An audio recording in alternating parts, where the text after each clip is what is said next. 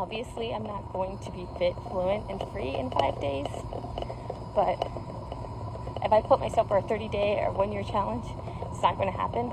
I have 3 kids. I have a life. I don't have the endurance to keep doing so. If I do 5 days, that's an achievable goal. And then hopefully another 5 days. 10 days. Yeah, 10 days I did it.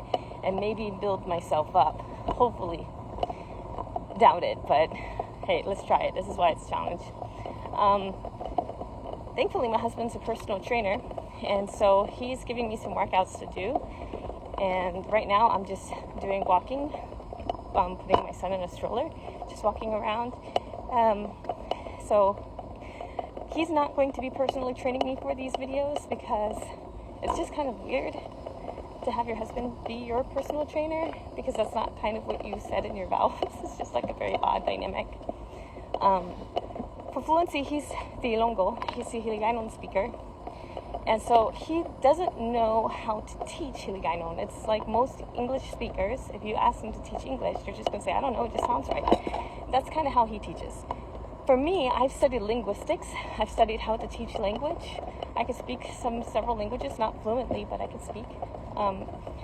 So I know what I'm looking for, and my husband can't do it.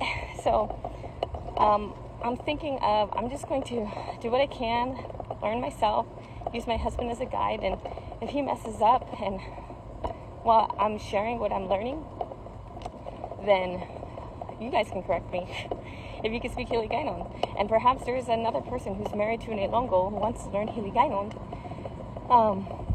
You guys can use my videos as a guide. And if I mess up, please make sure to see if somebody commented a correction and make sure to correct kindly, because I've got the self-esteem of a teaspoon. And for free, with some views, hopefully I can get a small income to build towards being debt-free. Doubt it.